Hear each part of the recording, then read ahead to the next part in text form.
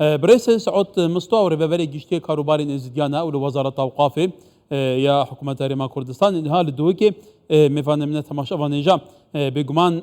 قالك جاران قالك سوداماتا باش قالك جاران ما بهافرا راوشا يزديان شوبان ديك البيراتا بجارا كن بار باز بارم نافا كم باشار يا دما راوشوان بحث كربو تديد راوشوان يا شاب وشاب بريشان بون خيبة نوان جارنا آجر دقري دبنا قرباني يعني حتى فيجا بجان بحثي راوشا يزديان كان نحصل بس كارسات الشنغال دا در باز بن لسر عرضه تشتكي وصانينا درد سرگين في ملتي بيجي كي جتارا سركن يعني بو روجباش كاك هكار راس بيجي ما او ديبيت الوي در شكربو تا وضع خراب خلق ما كمالگاه زيلوي درديت حتما يعني دياري شافكو حمونا وچن هاتينا آزاد کرن آسائی کرنا وضعي والهات يكرنو هم خدمت گزاري او اپتیویا هاتیه کرن لمخابن یا شنگار هم قربانيين جينوسايدنا هم قربانيين وململانا سياسي وزعيبون ولاوازبون دولة حكومة عراقية البغدادية او ركفنامه اگرات باجي بجي کرن ركفنامه حكومة هرما كردستان وحكومة بغداد الجر آسائی کرنا وضع شنگاري او زمينه كباش بو زمينه خوشكر بو وهواية خلقي ما هي كل جارك دي زفری با سرجی واره خوله جوازیا ناوچه شنگارل گل ناوچین دی کار او اکو جنارت خلق میں شنگاره ازدین وداره دستت به کمال کجیه داو برهندش وگریان آوان بچن خدمت گزاریا چاره سری و برینات ات کمالگاه ازدی درمان نکتن لازم هندک پنگاوی بناهاوتن او قناغانو کا کم کرنا بلگا بچتت بواره دادگاه کرنه دا او کسین دستت و تاوانه دا هی بنا محاسبه کرن خلق ما بتقربو کرن شنو ام بحث خدمت گزاری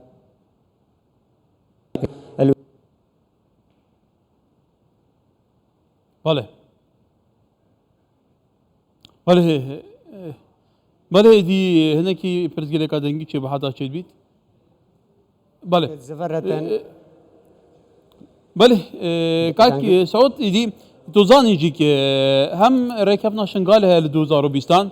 هم ياساك نبا برلمان العراق دا درچه 2021 كان اف ياساك فرميه صبرات قربو كرنا مادي ومعنوي ارزغاربوين دست داعش نه كو بيتري 3500 غيبتي خوش كو دايك نزيد رزغاربون دستوان ليه دي چارچوبه ويا سايد کو پیش همو بين قربو كرن بتنه 400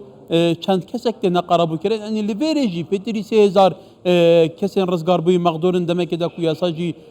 سبارتی و پرسیدر چیه که واتا اف ازدواجیت اف دروی ام شوازه حکومت نپابندی رکفتان بید نپابندی یاسای پارلمانی بی بچات که تعویض کردن خلقشون قال یعنی چاوایم نو چا ویراوش دقیق گلو راستشك روجك وكيرو أوكو أم بانكوازيا خود جهينا حكومة بغداد وقدر ما أوا يعني عراق قشت 2003 دولتك جلك لاواسط سازين خودا بتايبتش أو ركفنامة برينو هاتيا إمزاكرنا بين حكومته يا هرم بغداد بو أسايكرنا وسعي شنغاري سرك وزير برينو هدقوت أو عندك ميليشيات عندك جروبات تين راس السرب دولته فنا بس ندبن كنترول عمدانا وك سروك جيش عراقي نوكاجي او گرفته ازبارت كم وهاتيا بيشيا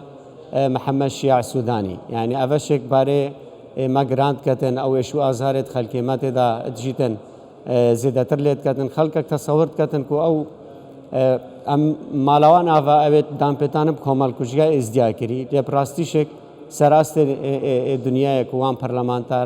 برلمان الدنيا كو دوازدان القلي هرما كردستان بنسيزدا لواقع حال ازديا تشتكي دي تخونتن يعني أفا قد دردما درمان ناكتن وحكومة بغداد لازم هم وك حكومة كردستان ميرو جفاتا روحاني سازين ازديا جفاكين في دولتي أم بترف الشارع الحكومة بغداد كان كو مجد تربتن برامبر كومالجاها ازدي كهولاتين عراقنا سنوريا واندانا جرد الصلاة واندانا يعني هنديتن وضع الوستر بتن برهندشك كاميرو بيراخوتيني نحصل درباز بن سر كومال كوجيا ازديا كواقع ازديا كتوار ازديا مخابن قلق خرابه وبيست الصادش كومال جاها ازديتان هو كوشي درفي ولاتي كيري حکوومەتە بەغدای نا پێناسەکە دروست بۆ کۆمەڵکوژیێنینە نا ئامادەیە ئەو vê کەیسێ بجۆڵینتن نا ئامادەیە خەلکێکی ترش دەرەوە بێتن و هاریکاریە کۆمەلگای ئێزدی بکەتن یان حکوومەتە هەرێما کوردستانê ڕێبدەدە حکوومەتێک و ئەو کارێکی یاسایی بکەتن و ئەو قوناغە بۆ ئێزدیا گەلەکە گرنگە ئەو کەسێن دەستت وان تاواناتە هەی بێنە محاسبەکردن و قوربانی بێنە قەرەبووکردن ئەڤە پێنگاوەکە گەلەکە مهمە دا وەزع ئاسایی بتن و ژیان نۆرمال بتن شنگارێ و خەلکێمە بکەرامەت باشە حکوومەتە عێراقی بۆ خاڵوستەیە کاک شەوتە کۆتت بێژی ینی داعش دژمنێکی هەبەشی هەموو گەلێن عێراقی بوو و داعش گەلێک خراپ سەرێ بوو نمونە پێک هاتە شیعەیان ژی ئینایە کەران بێژین بوو نمونە سپایکەر ینی نوکە ئەو باڵەدەستن لە عێراقی هەنی گەلەوەکە توت بێژی بوو ئەف حکوومەتە جددی نینە ji bo qerebûkirina vê xelkî asayîkirina rewşa Şingalê hatine pêşa vê keysê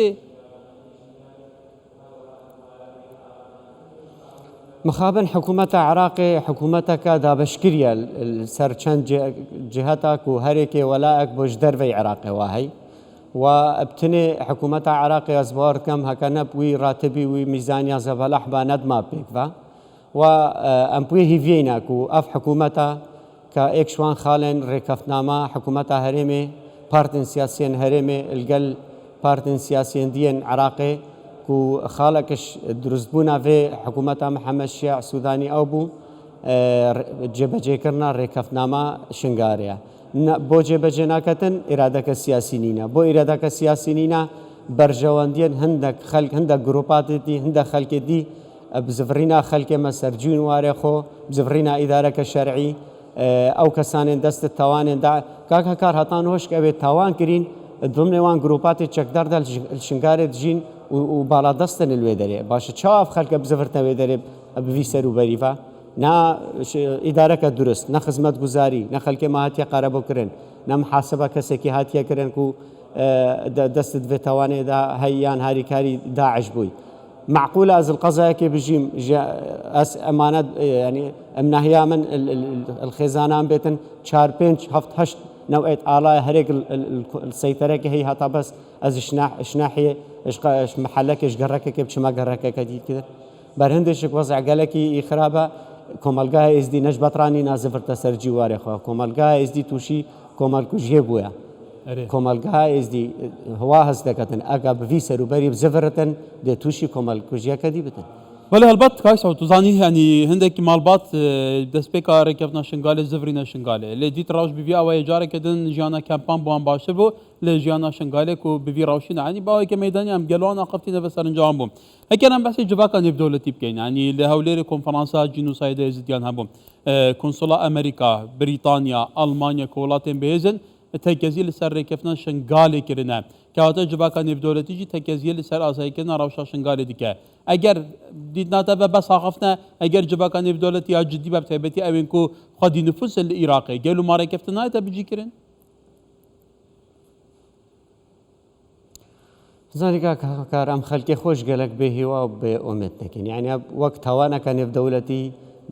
بەشێکی مەسئولیەتی بەرپرساتیە جوواکەی نێودەوڵەتیە کە فشارێ بختە سەر حکوومەتە بەغدایە ئەوێ ڕێکەفنێ جێبەجێت کە ڕاست بێژی پڕانیاوان لایەنێ سیاسی تایبەت دەوڵەتێن زلهێز هەم ئەمریکا هەم فەڕەنسا هەم برێتانیا هەم ئەڵمانیا هەموو بەیان نامێت خۆدا حتا پەرلەمانی ئەڵمانیا ئێکشوان خاڵێن پەرلەمانی ئەڵمانیا دامپێدام کۆمەڵکوژیە ئێزدیا کردی خالق جي تأكيد الهندت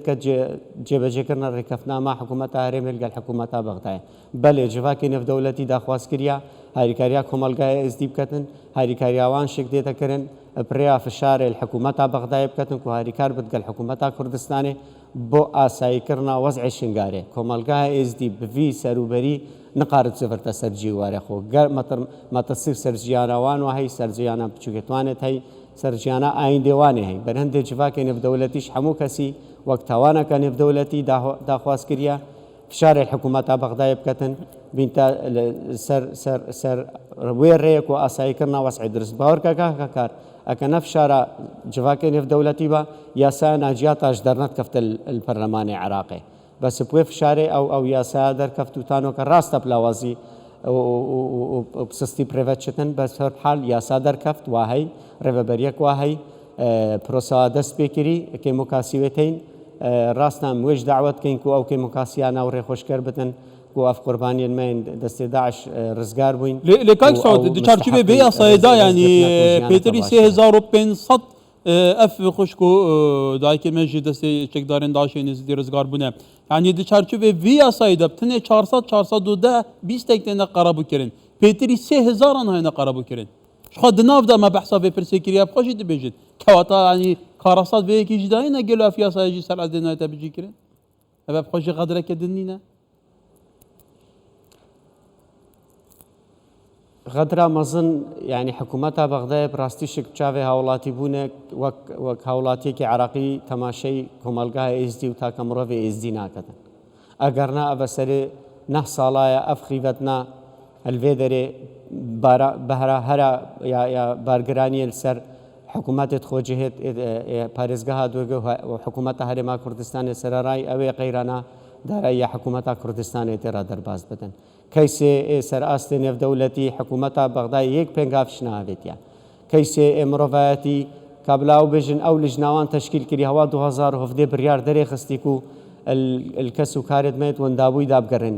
ژبلێک و حەبر بوو سەروەرەقێ وتانۆکە یەک پێنگاف نەهابێتی حکوومەتە بەغدای حکوومەتەکە گەلەکە غەریبە ڕاستی ئەم نزانی چاتەعاملێ لەگەڵ هەوڵاتیە خۆتکەتن بەرهندێکی پێتڤی جڤاکە نێودەوڵەتینە کە بەتر بێتە سەرخات فشارێ بختە سەر حکوومەتە بەغدای خودێ قبول ناکەتن سەرێ نە ساڵایە پشتی ئەوان داتایەت مەزنت ئێتیم و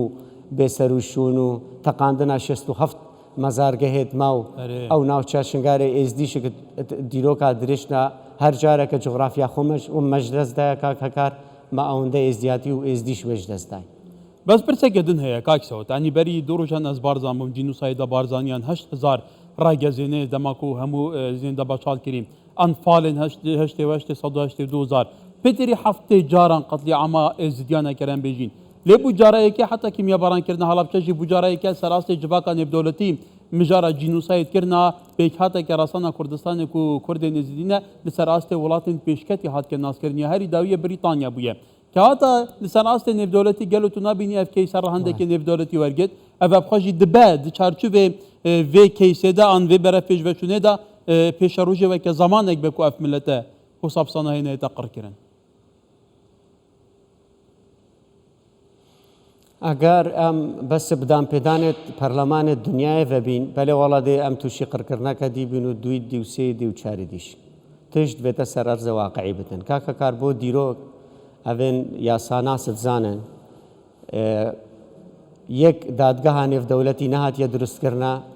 پشتی شەڕێ جیهانیە دوێ ساڵە 1945 دوو دادگە هاتنە دروستکردن ئێکل برلین بوو یەک ژیل تۆکیۆ بوو بۆ محاسبەکردنا وان سەرکردن سەربازی 45 هەتا ڕووخانە ئێکەتیا سۆفێتی یەک دادگەها نێودەوڵەتی نەهاتیە دروستکردنا و ناوێ بینێژدا هەموو ڕێکەفتنێن نێودەوڵەتیە گرێدای مافێن پێکاتە ئاینا ژنێ زاڕۆیەوە دوێ فترێدا دەها کۆمەڵکوژیە دیوێ چێبووین یەک دادگەها نێودەوڵەتی نەهاتیە دروستکردنا 45 هەتا نۆتێ ژبەرکو جڤاکە نێودەوڵەتی گۆر بەرجەوەندیت خۆ پرێڤەچت سۆفێتێ دیفاعش بەرێ خۆت کرد ڕاسمالیەتێ ئەمریکا و هەفپەیمانێت و دیفاعش واند کرد ئەم کوێ هێڤیەینە و vê carê mesliheta nêvdewletî wisa bixwazitin ku keysa me keyseke jînosayid komelkujî bêtel qelemdan û ew barodoxê nêvdewletî ew jîngeha nêvdewletî li bar bitin ku harîme bikin wa komelgeha êzdî hejî hindê ku ev hinde qurbanî dayî yani ev tişta berçaforkirtin lê mixabin hemû şik çite çarçovê berjewendiyê nêvdewletî ye ekem bêjîn dadgeheke nêvdewletî wata berjewendiyê nêvdewletî ye Belê kakso tu tuwarê yasayê da kesekê pisporî taybetmendî eker em çarçûvê yasayê de heta yasayê nêvdewletî jî debêjin tu zanî hikûmeta Iraqê hiç hewlek nedaye ku ev hemû karasatê serî gelê Kurdistanê de hatî bi jînosayid heta dadgehên bi jînosayê jî nasandine hinekî ji van tawana amadenîne xelkî tawîz ket kewata eker rêyasayê bête helbijartin civaka nêvdewletî pêtir bête haydarkirin Lubya Kurdî pêstir bête kirin ev belge pêtir bêne beylî kirin bû raya giştiya cîhanê ku çi serî vî milletî hatiye gelo rêyekê başî ne wisa حتما ئەم لازم دەستادانە نینە سەرێک و حکوومەتە هەرێما کوردستانی دەستپێکە یا کۆمەڵکوژیای ئێزدیادا لیژنەکە بلندا ناساندنا کەیسا جێنۆسایدێک و چەند وەزارەت خۆڤەگرێدان وا دەستەیەکە ڤەکۆلینێ وا دروست کردی کە زیێدەتر نێزیکی 6,000 کەیسا وا تەمام کردی گۆر پێڤەرێ نێودەوڵەتی و چەندین نامە هەم بۆ نەتەوێنێ گرتی بۆ قۆنسڵیا شان هاتن و چۆینە کە ئەف کەیسا بتە کەیسێکی نێودەوڵەتی واجبێ ئەمێ جەنابی میری و جڤاتە ڕوحانیە درێغی نەکردیا بەس ئەم بتر زێدەتر ئەوی فشاری بێخینە سەر جڤاکێ نێودەوڵەتی هەروسا سازیên ئێزدیا نونەراتیên حکوومەتی هەرێمە کوردستانê ئەم هەموو داوەتکردینە ئەم بتر جڤاکێ نێودەوڵەتی شارکەین ئەم بتر بەخۆ دۆست و هەواڵە دروستکەین بۆ ئەم قارین لۆبیەکی نێودەوڵەتی چێکەین و ئەم قارین فشارێ بخینە سەر